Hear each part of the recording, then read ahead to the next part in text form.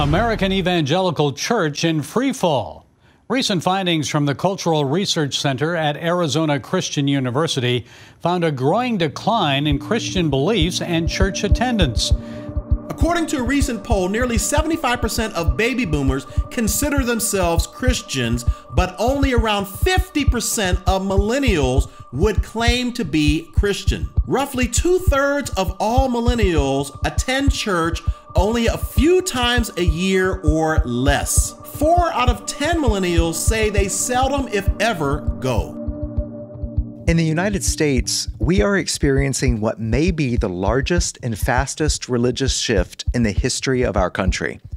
Recent research shows about 15% of American adults, that's 40 million people, have stopped going to church.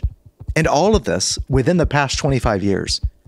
It's a drop that has affected every region in the country, every theological tradition, every age group, every ethnicity, every education level, every income bracket.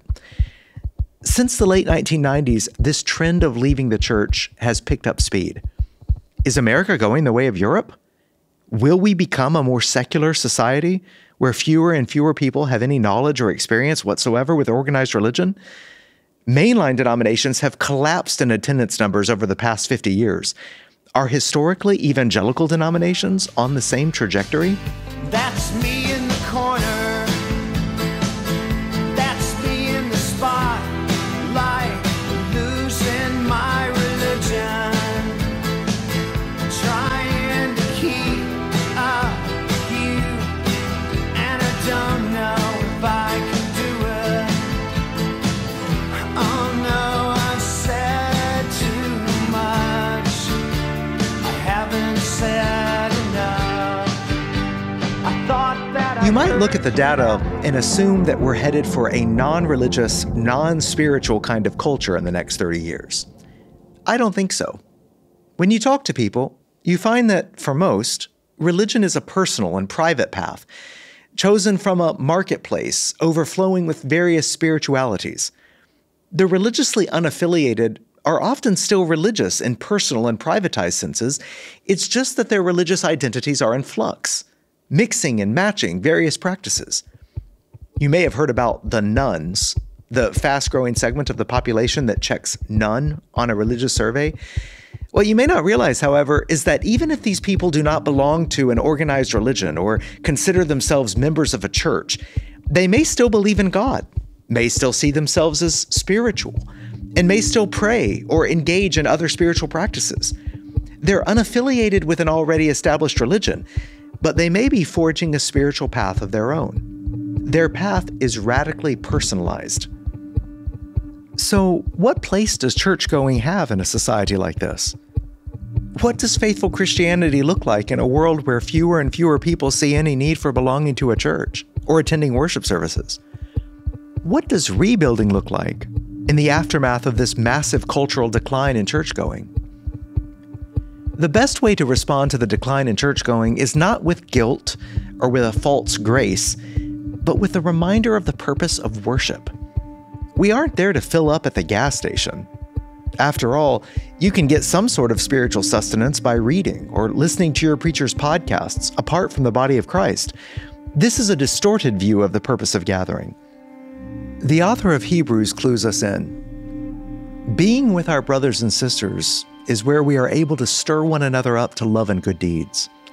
It's the place where the confession of hope is celebrated and put before us, and where we are urged to cling to it tightly.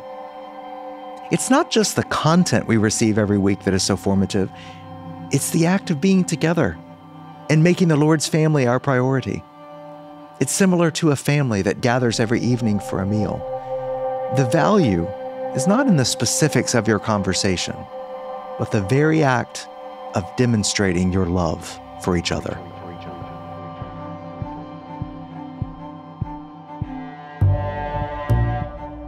I'm Trevin Wax, Vice President of Research and Resource Development at the North American Mission Board. You're listening to Reconstructing Faith. In this series, we address different challenges facing the church today, offering perspective from church history and the global church, so that we meet this moment with a posture of faith, not fear, through the power of the Spirit. I hope you'll join me on this journey and consider what you can contribute to the task of restoring and rebuilding, working toward a healthier body of Christ in the days ahead. This is the second episode of Season 2, The De-Churching of America. The online discourse about why people leave church is almost always like high-minded, like politically. I left because of, Trump or gay marriage or abortion or, something very like theological or ideological or something like that. If you look at the data, most people just sort of slip away from church over time. This is Ryan Burge. He's an assistant professor of political science at Eastern Illinois University, and he's a pastor. He's the author of several books on trends that relate to church membership and attendance, and a co-author of The Great De-Churching. Like, it wasn't like this like big cathartic moment where it's like, I can't believe these things anymore. What you see more often is that people just, they might attend every week when they're a kid. And then when they go to college, they might attend once a month, and then they get into their late 20s, early 30s, and now it's once a year or never. So it's not like one big thing. And for a lot of them, if you ask them, they're actually aspirationally fairly religious. Like they see the value in church and they see the value in being religious. It's just something that doesn't really make a whole lot of sense in their life, or they left it behind and don't really see a reason to pick it back up. So it's not high-minded things. It's things like, I got divorced. We had kids. And if anybody who has, little kids understands it's hard to do anything when you have little kids, let alone go to something optional like church. I moved, right? Or the pastor left. And so little things like that where it's just harder to find a new church. I don't think people realize how hard it is to find a new church too. So any of those things that disrupt your life in your life cycle or just moving or whatever it is, those kind of earthy, practical, logistical things are probably more important in the grand scheme of things of de-churching.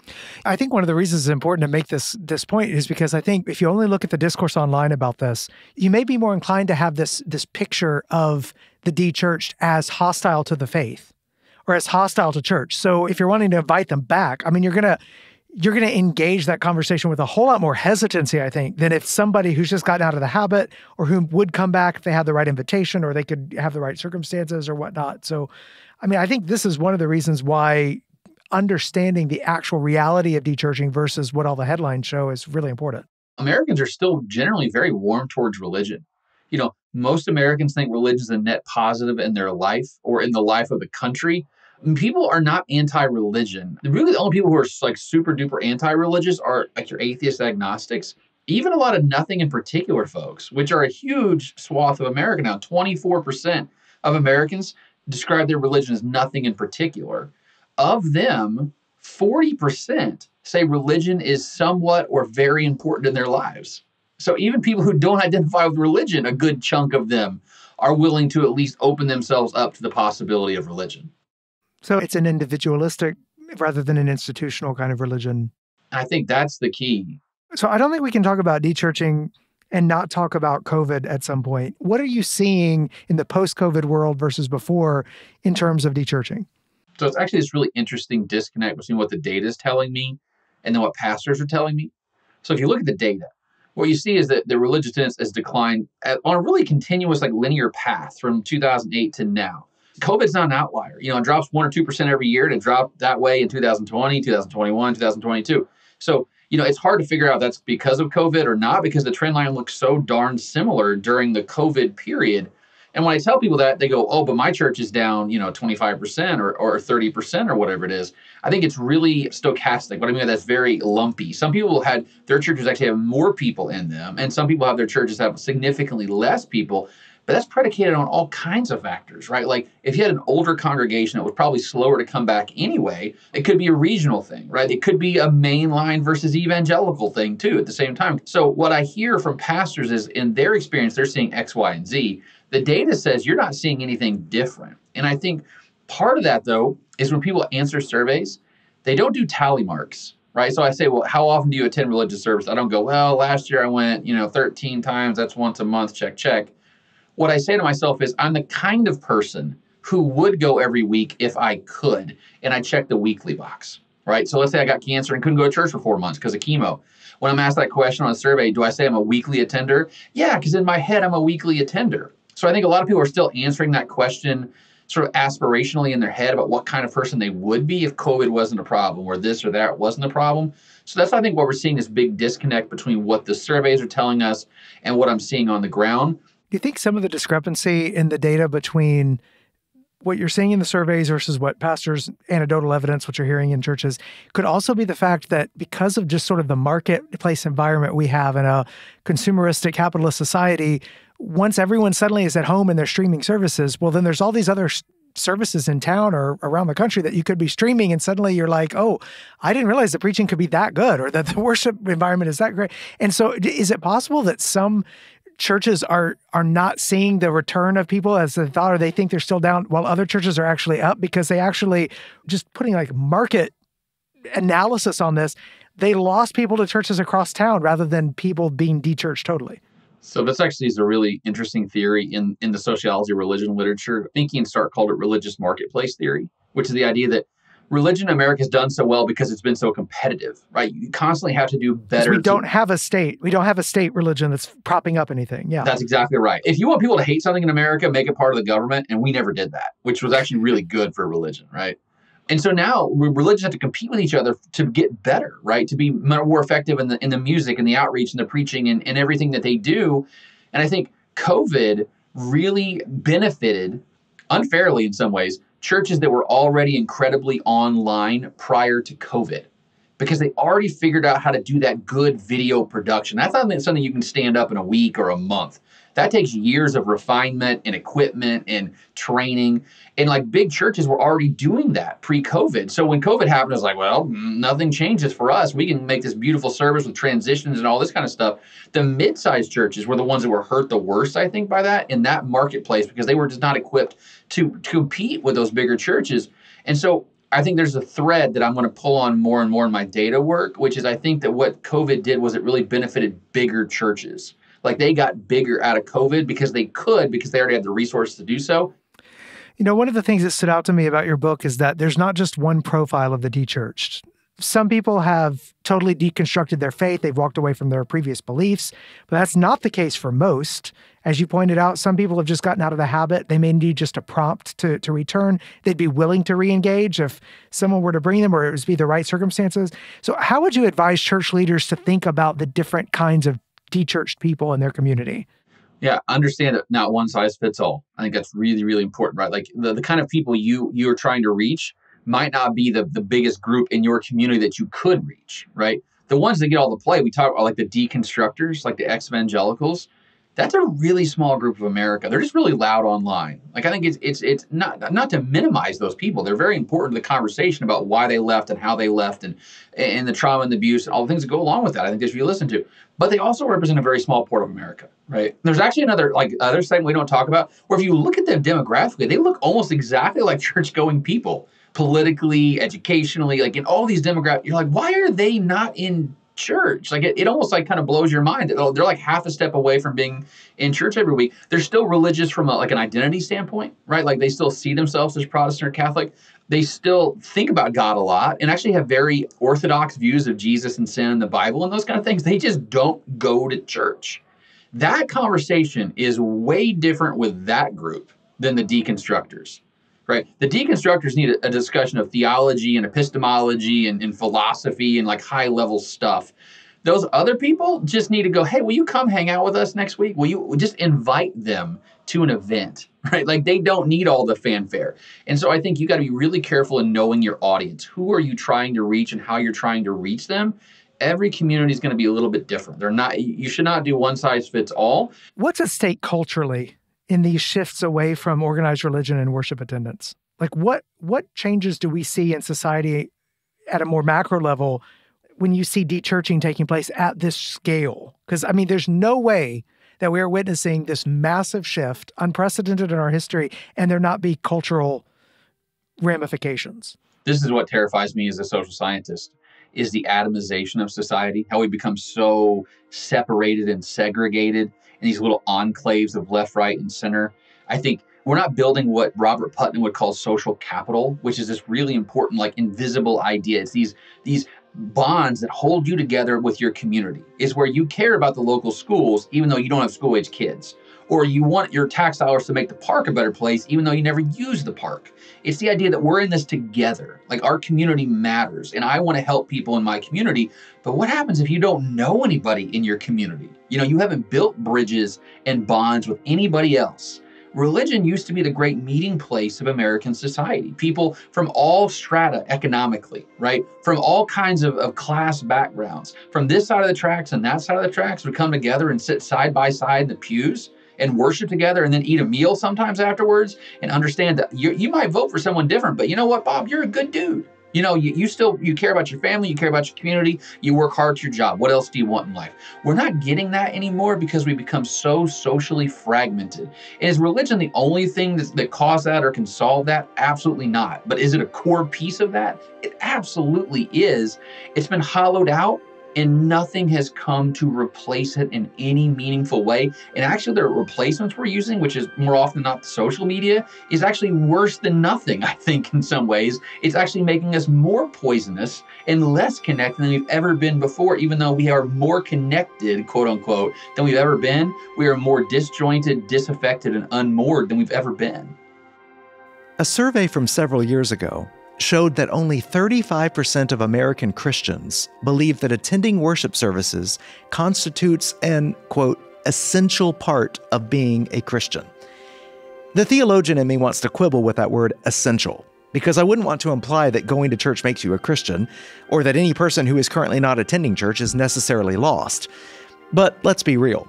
The vast majority of people who answered that survey weren't analyzing it theologically. They were simply asked what's important or essential to being a faithful Christian. And only 35% of American Christians said church attendance is a big deal. That means most Christians see church attendance as something optional. Something good if it helps you along in your personal spiritual life, but not something that is commanded, required, or essential to your faith. You can have a personal faith that's strong, and if the church helps with that, great. If you're fine on your own, that's great too. I saw this on display in a recent roundtable hosted by a Christian apologist, Lisa Fields, with some different people who had dropped out of church. As you think about not going to church anymore, what has changed and how has it impacted your life and your spiritual walk? In my opinion, since leaving the church, my life has greatly improved. I would say for me, particularly, it has gotten better because if you want to say, for lack of a better phrase, taking out the middleman, because God imparted in us the ability to come to him ourselves. You don't have to go to a priest. You don't have to go to a minister, a clergyman, anyone of the cloth. He imparted everything you have and everything that you need inside of you. I think that comment resonates with a lot of people today. After all, we live in a highly individualistic culture. Many people see themselves as lone individuals who only come together based on common interests or goals. Any commitments we make are on our own terms. We also live in an anti-institutional age. Institutions, whether they be educational or political or religious, get a bad rap, and some of that is deserved. We see how corruption can take root in institutions, or how rituals and routines can stifle creativity and innovation. Americans are suspicious toward institutions, including religious ones, and tend to trust individuals to figure out what's best for themselves, not listen to a church or a pastor or a political figure tell them what to do. It's possible that over the years, we as church leaders have added to the confusion, making church-going an optional element for Christians. Much of the church-going in the 1950s and 1960s was cultural. Upstanding citizens in the community would go to church because, well, that's what upstanding citizens did. Not always because they had a genuine faith or a personal relationship with Jesus Christ. In response, some preachers and pastors emphasized the distinction between cultural Christianity and what it means to be born again, a Christian who has been genuinely converted. That's always been a hallmark of evangelical faith, going back to the 1700s. But to heighten the contrast, church leaders would say things like, going to church doesn't make you a Christian. You need to, as an individual, have personal faith in Jesus. In the decades that followed, the truth that going to church doesn't make you a Christian morphed into a different idea, that being a Christian doesn't necessarily include going to church. People started thinking that personal, individual faith in Jesus is the only important thing, and if the church can help with that, fine. But if not, that's fine too. Unfortunately, the idea that belonging to a church is an optional add-on to one's Christian life is far from the biblical picture. The idea of an unchurched Christian wouldn't have made sense to the writers of the New Testament. We also live in a time when many people are inclined to see the church more as an idea than as a flesh and blood people.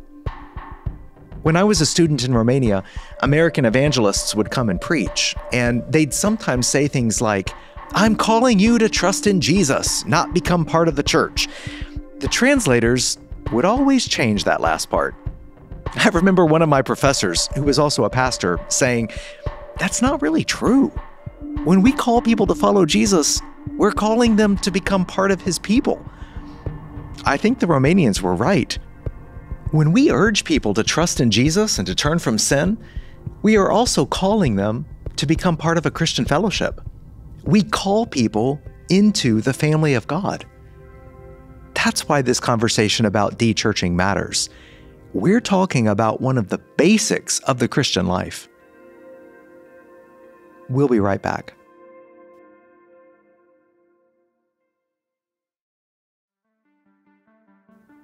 As we've seen in this podcast, many churches are in distress or seeing decline these days.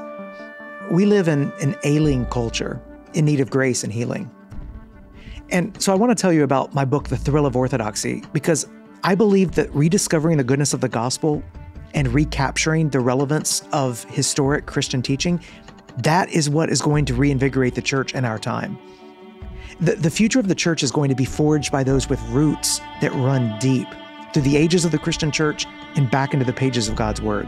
It's not going to be led by those who jump on the bandwagon of fads and fashions. No, the future is going to follow the path of pilgrims who seek the Spirit of God, who are thrilled by the discovery and definition of orthodoxy. So I hope you'll check out the book, The Thrill of Orthodoxy, and that it will reinvigorate you as well.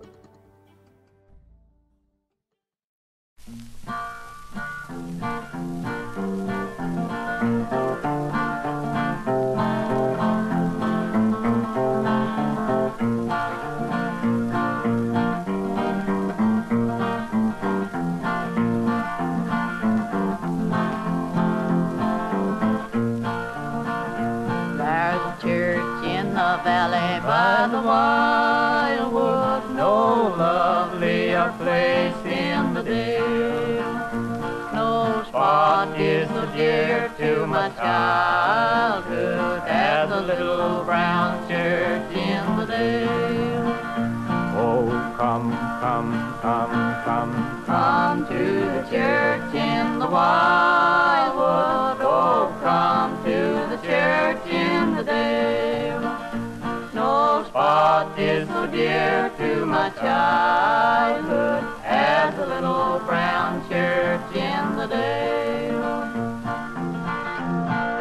We can't talk about the de-churching of America without mentioning the churching of America.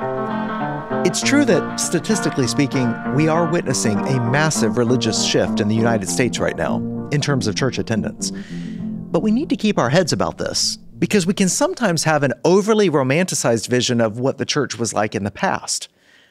Here's some historical perspective. In the colonial era, the percentage of people who attended church on a regular basis was much lower than you might expect. The Great Awakening came about in a time of widespread apathy toward the things of God. Rodney Stark's The Churching of America shows that in 1776, only about 17% of the country belonged to a church. 17%. Now, there was certainly a cultural religiosity among most people, and one reason for low church membership was because of the spread of pioneers into new territories, and these rural areas left many without access to a local church. Still, this wasn't a golden age of Orthodox Christian belief and practice. Take another period of history. Charles Simeon was a well-known English pastor who lived from 1759 to 1836 and devoted 54 years of ministry to Cambridge University and Holy Trinity Church. Society at the time was not favorable toward faithful Christians. Simeon endured public scorn and constant opposition for decades. At one point, students were lobbing bricks through the windows of the church while he preached. And yet, even in this period of coldness toward the Christian faith, God was raising up a new generation of believers. Charles Simeon gave pastoral guidance to an influential group of Christian leaders known as the Clapham sect, which included Hannah More and William Wilberforce, leaders largely responsible for bringing an end to slavery in England. And right now, in other parts of the world, Christianity is booming. There are now nearly 685 million Christians in Africa, with 760 million expected by 2025. Even in difficult places, where the faith may be opposed or suppressed, Christianity has beaten the odds. The rate of Christianity's growth in China, for example, is staggering, perhaps now at 100 million people, up from just 1 million a few decades ago. None of that, however, makes the job easier for those of us in the West, as we watch the emptying of the church at a historic rate. People are used to just kind of atomizing their respective needs that they have in their life. I'm talking with Michael Graham, Program Director for the Keller Center for Cultural Apologetics, and Jim Davis, Teaching Pastor at Orlando Grace Church. They're co-authors of The Great De-Churching. Well, I think it comes down to, you look at the New Testament and you look at the kinds of things that you see in the New Testament. Whether, you can start with the one another's in the New Testament. If we're doing church, at a minimum, we should be doing at least the kind of one another's that we see there in the text.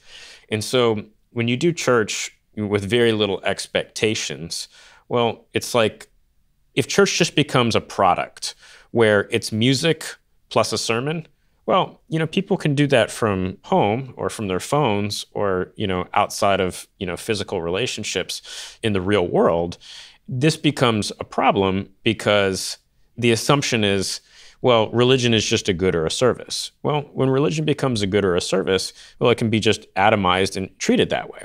The problem is, when you look at all the one another's in the New Testament, you can't do over half of them if you're not actually showing up with the household of faith. One of the interesting things about your research is that large segments of those who have de-churched just because their locations and habits have changed. The top reasons why people left, many of them were fairly pedestrian and what we called casual. So the top reason was people who moved to a new community. That's 19% of people. The next reason was 17%, and attending was inconvenient. And then after that, I had other priorities for my time and money at 14%. Now, the fourth and fifth reasons were also at 14%. Start to get a little bit maybe into the more of the church hurt or some shifting views. The fourth reason was I didn't experience much love from the congregation. And then suffering changed my views of God and or the congregation, and I didn't fit in with the congregation. So, there's a mixture here of casual and kind of more catastrophic reasons kind of together. You guys talk about how churches need to be thinking outward. I mean, you talk about closing the back door, but you also talk about opening the front door, making sure that the church is looking outward, is seeking to reach people. We look at Jesus' ministry, and he taught and he healed. He taught and he healed. So there's a holistic mission to the church. Obviously, the Great Commission, we are to go and make disciples. We're not just to go share our faith and let everything else go. We are to go and make disciples of all nations and baptize them. And there's just this holistic call to the church. Taking all of this in, it seems like this is an all hands on deck kind of moment for the church. I mean, we're not going to solve the de-churching problem as just pastors, just deacons. We're going to need the whole church working together, equipped to make a difference in this area. So when I engage people, I'm trying to work through the 5 profiles that we have in our book and try to figure out, where are you? How do I interact with you? If we're talking about missionally reaching out, because there are a lot of people, they're believers and they need to be discipled back into the church. A lot of people, they stopped going to church because they were not believers. So in terms of outwardly focusing, reaching people, that's become very helpful for me as I engage. The challenges here of the de-churching phenomenon inside the church are obvious. You're talking about churches that will end because there's not a critical mass of people who are there. we will see further denominational decline, both in terms of total number of congregations, the average number of people in congregations. And these things are going to have significant impact, not just in the churches where dechurching is occurring, but also at the institutions to which and the networks to which those churches are connected. But also the impact is global, because when you see all of these people, who are departing from these churches, that's less money that can go to things like foreign missions and other things of that sort, other gospel proclamation efforts to that end. In addition to that, the people who dechurch, dechurched parents are probably going to raise unchurched kids. So the dechurching phenomenon is going to lead to an unchurching phenomenon in the future, and that's going to create different new challenges in a generation. With respect to the broader culture and society, regardless of how you feel about evangelicals, even if you hate them, the evangelical churches do a tremendous amount of good in the communities where they're at. They give more money than any other religious tradition to their communities. Local churches are part of the social safety net of our culture and society. And so when people leave these institutions, there's significant impact that comes from that that's very difficult to quantify. But what happens when soup kitchens and ministries that help people find jobs and all of these other things that local churches in every community across the country are all collectively investing in? What happens when that social safety net that's there regardless of whether somebody places faith or not? What happens when that net begins to have tatters and tears in it? Eventually you're going to have holes, and that social safety net will continue to erode. Lots of modern people say, well, I don't go to church because I don't believe that. This is the Canadian psychologist Jordan Peterson in a conversation with the Eastern Orthodox scholar Jonathan Pageau.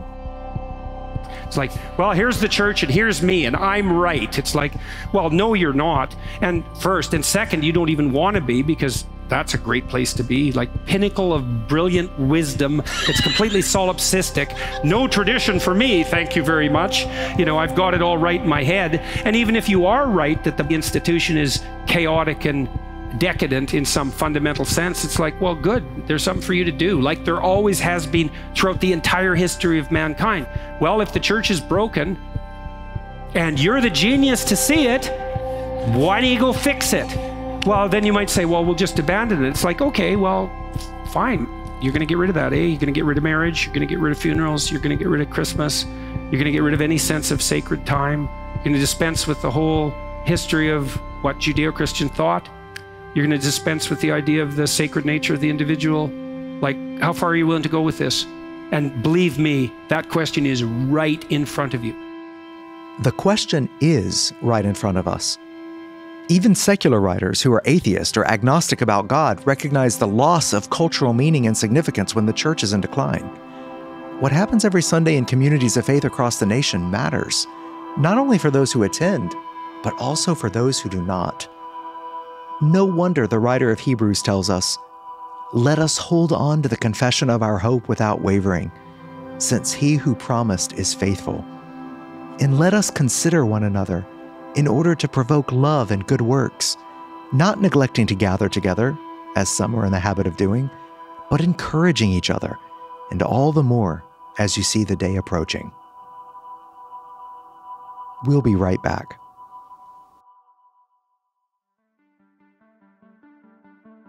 Sharing the gospel is the church's calling in every generation. How to create a culture of evangelism helps pastors who desire change in their church's DNA, so their congregation is marked by personal evangelism. This is a free course. It will help you understand why churches need a culture of evangelism, not just a short-term campaign. It will increase your church's level of evangelistic engagement and help you develop a passion for personal evangelism in your people. Visit nam.net/evangelism for more information on this course.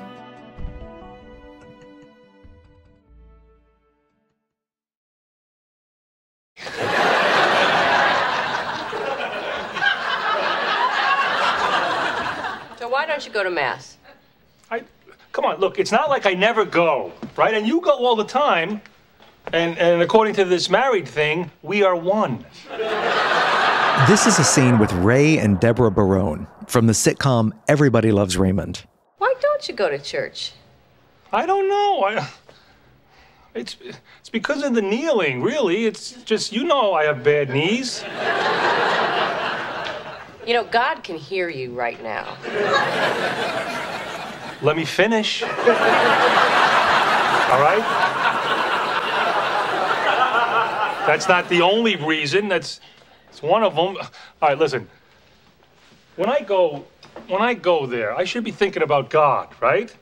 But instead, I'm thinking about some column I'm working on. What's up with this guy's scalp?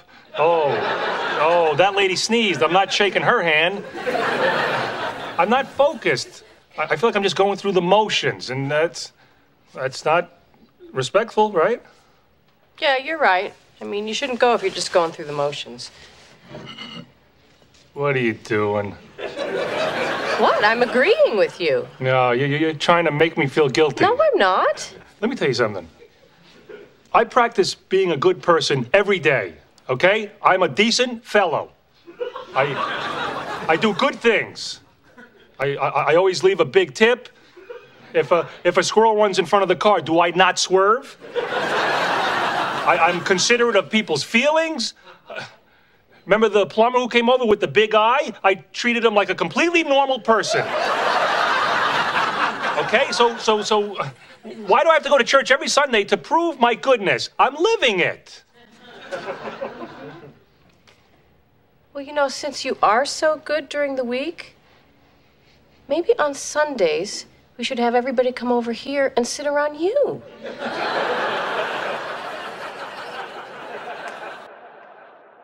Rightly understood, attending church means gathering with God's people to worship and adore Him, to edify and encourage one another as brothers and sisters, and be equipped for mission, to be sent out to serve the world. Worship is about God, God's greatness, His majesty in creation, His sovereignty, His holiness, His glory is at the foundation of our worship. The why of worship is the greatness of God. The how of worship is gratitude. We don't go to church because of guilt. We are the church because of grace. I think we know that in our heart of hearts, that there's so much that happens between people at the level of, I'm looking you in the eye and I'm seeing that things are not okay. You know, I'm hearing your prayers and just the tone of your voice. I know there's something going on that I need to follow up with. This is Megan Hill. She's managing editor at the Gospel Coalition and the author of a book called A Place to Belong, Learning to Love the Local Church. Just by being here and giving you a hug, Paul said, greet one another with a holy kiss. Just by being there and shaking your hand, dapping you up, giving you a kiss, you know, that there's something that's communicated about us being together. I think some of it is that we have to sacrifice something to be there, right? The person who is just listening online is doing it at their convenience. But to be there on Sunday morning at 11 o'clock, that means you've made a choice and you've sacrificed something to be there with that person in physical presence. And so I think that already sort of paves the way for that mutual relationship. I've given up something to be here. You've given up something to be here. We're demonstrating already our love and commitment to one another.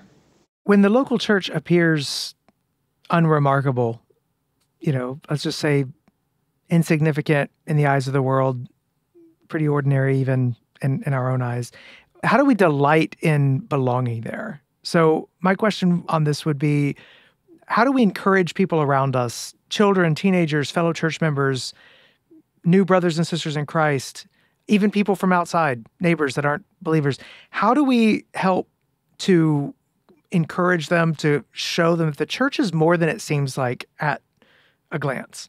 So I think there's sort of the big theological answer to that question, then there's sort of the practical answer. So I think the big theological answer is that we need to be looking at what the scripture says about the church. And so whether it's the fact that Christ, you know, as we see in the beginning of Ephesians, that Christ came to die for the church and to perfect her and to make her his glorious bride. Okay, well, if the church is so valuable that even knowing all of her sins and faults and failings, that Christ would come to die for her and to make her perfect, that gives us a lot of hope. But I think that the practical answer to that question is that those of us who are committed to the church, who do love the church, that we speak well of the church to other people, that we look for the good things in the church and we celebrate those, that when you're getting your haircut on a Monday morning and the barber, the hairdresser asks you how your weekend was, you say, I went to church and I just love my church. Let me just tell you, I just love my church. It was the best day of my week to be there with those people. It's such a great church. You know, when we're talking to visitors, I'm so glad you're here. I'm sure you'll see this church is imperfect, but man, I've been here 5 years and I just love it. And God has been so good to me here. You know, just speaking well and having that vision for what God says the church is, I think has this effect on our children, on church visitors, on unbelievers in the community. One of the things that I love that you write about in A Place to Belong is you say this, you say, the church's disciple-making mission is an all-hands-on-deck congregational task with each member contributing to the work. The church powerfully proclaims to the world the good news of Christ, and its members are co-workers. How can we help cultivate that sense of awareness, that mindset among churchgoers today? Again, I think that our tendency is to look at the church as consumers rather than to think of ourselves as members on a mission, or as co-workers together for the good news of Christ. So how do we get better at changing our own mindset maybe, but then also cultivating that awareness with others? I think that starts with, if you're doing something in the church, you are part of a ministry, you're wiping tables after a fellowship lunch, you know, it can be any sort of level of thing that you're always looking for, who can I bring along in this? You know, who can I take along with me in this ministry? And looking for people who have gifts, who have hearts to serve and go, hey, I need somebody to help me here. You want to come help? And as each of us in the spheres where we are working and contributing are looking not just to get it all done ourselves, but to bring other people into it, I think then we're bringing people into that mindset. I also think the place of children is really important. I think the more we can do to give children in the church important work to do, the better it will be to set them up for the future. So when we're saying, you know, in Sunday school, we're going to pray for people. And this is really important that we're praying for these people. And children can pray for people. And God hears the prayers of children. That's a way you can serve the church. To, hey, we need somebody to hand out bulletins. We need somebody to pick up. So I want to shift gears a little bit and talk with you about the de-churching phenomenon, because it's gotten a lot of attention right now. Some of the way we talk about it, I'm afraid we do so in a way that it removes agency from the de-churched. It's like de-churching just happened. Whereas if I'm actually looking at the human heart and my own heart and the way that we are as believers that can, you know, prone to wander, Lord, I feel it. Sometimes all it takes is the pandemic or an illness or a travel ball season or a move to a new area where we haven't found a new church yet or something where my heart is already inclined to sort of disengage and de-church. And so that's just where it goes. Like, it's found the opportunity to actually de-church when heart-wise, I was already kind of in that mode to begin with. And of course, we know, I mean, Hebrews talks about gathering together it's an obligation. It is a responsibility of a believer. So I wonder, like, in all the conversations about de-churching, how do we raise the question of obedience and disobedience and sin and guilt and things like that without using guilt as the motivator? Because I'm the one who's been saying for years, you know, we don't go to church out of guilt. We are the church because of grace. And I want grace to be the motivating factor here, but I also don't want to remove the agency from those who may have just sort of slipped out of the good habit of church going. I think there's sort of two things here. I think one is that whenever we sort of present law and obedience, disobedience, we are also presenting it as this is what's good for you, that obedience is what's good for you, and that obeying the Lord, you know, the law is a thing that is to show us what's good and is to show us the beauty of Christ. And so anytime that we say, you know, well, that's disobedient, we're also saying it's not good for you. And so I think that can sort of round out the picture of obedience and disobedience. The other thing that I think is, I think that we need to not be naive. Satan hates the church. Satan is trying to destroy the church. Satan does not want you to go to church. And also, the sin that is in your heart does not want you to go to church, because the sin that's in your heart doesn't want what's good for you. And so I do think you're right that we need to empower people to go, this is not a neutral playing field here, whether you go to church or not. And actually, I'm here saying, please come to church. But Satan is also out there going, please do not go to church. That is where you will hear the words of life. That is where God's people will surround you and pray for you. That is where you will see the reign of Christ made visible in this world. And please don't go. You know, that might be good for your soul. And it's sort of a screw tape letters situation, I think. And I think sort of exposing that is helpful. And that is a way to put ourselves on the side of the de-churched. We're not against them. We're saying, watch out. You know, there is an evil one who does not want you to get what's good for you.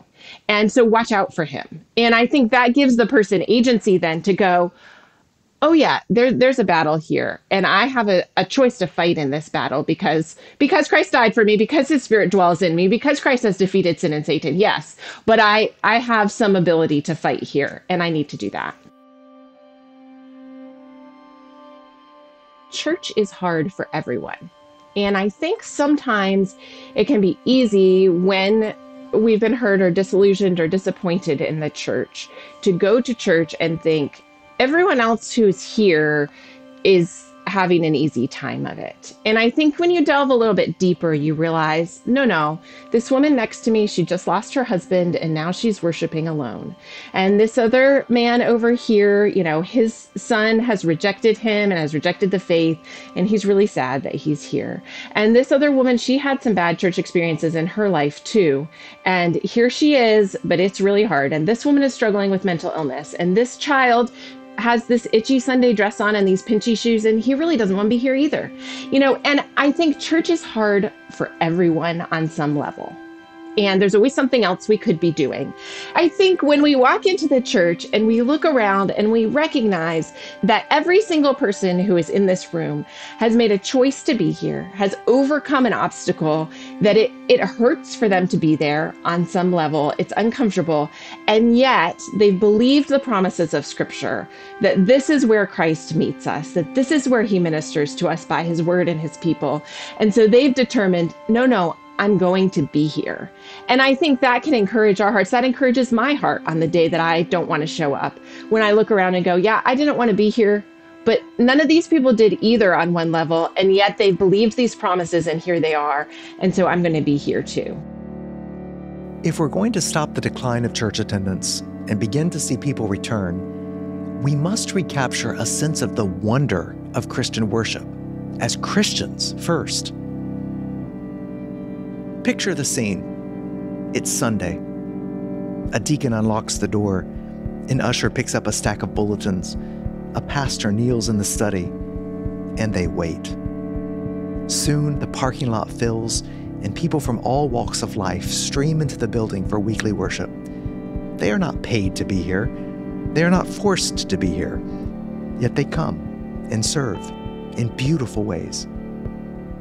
In the nursery, volunteers change diapers without complaint, step in to mediate the toddler's dispute over sippy cups, and dole out a weekly supply of animal crackers. Down the hall, men and women open their Bibles and discuss the meaning and application of God's inspired word.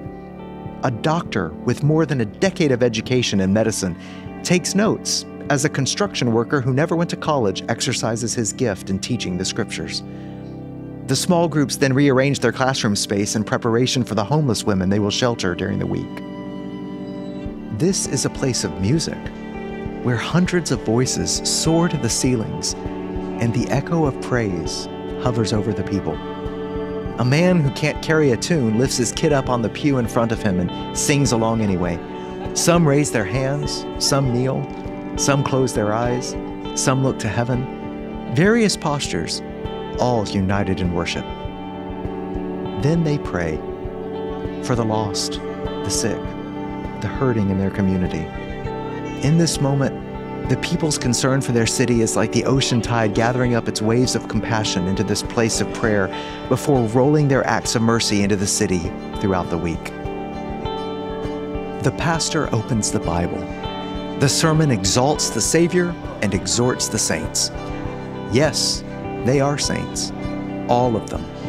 Even with their ongoing sins and struggles, their failures and flaws, they are washed in the blood of a spotless lamb, forgiven, adopted, and made new. This is not a crowd. It's a church, a people who have been called out of the world and changed by grace. From the feast of God's word to the feast of the Lord's table, Christ's body broken for them, Christ's blood shed for them. Now they feed on Christ by faith, receiving spiritual nourishment for the Christian life. Time stands still, for in this moment, these people are carried back to their Savior's cross and ushered forward to his return. At the benediction, the dawn of resurrection morning has given way to the sunlight of noonday. Energized and equipped, the blood-bought saints go out. It may seem like the service is over, but the truth is, their service is just beginning. Next time on Reconstructing Faith, we take a look at the crisis of masculinity in society today and the challenge this poses for the church. If you're at a funeral and in the eulogy somebody says he was a good man, what does that mean? Young men had no trouble answering that question. They would say things like honor, integrity, duty, sacrifice, do the right thing, stand up for the little guy, be a protector, be a provider, be generous, be responsible, and so on. And then he would follow up with a second question. He'd say, what does it mean if I say to you, man up, be a real man? And the young men would say, oh no, that's completely different. And they would say, that means things like be tough, be strong, never show weakness, win at all costs, be competitive, get rich. And so the sociologists concluded that men are caught between these two scripts, but they feel social pressure to live up to the real man script. Reconstructing Faith is a podcast powered by the North American Mission Board. In an upcoming episode, we plan to respond to comments or questions from listeners. You can participate by giving us feedback at resources@namb.net. That's resources@namb.net. If this podcast is helpful to you, it would be helpful to us if you'd leave a 5-star review on whatever platform you're listening to and share it with your friends. Reconstructing Faith is written by Trevin Wax. Our show is produced and edited by Scott Slusher. Our sound design is composed, mixed, and mastered by Dan Phelps. Aaron Leslie handles audio editing and engineering. Story editing and consulting is by Amy Simpson. Please check out my book, The Thrill of Orthodoxy: Rediscovering the Adventure of Christian Faith. Until next time.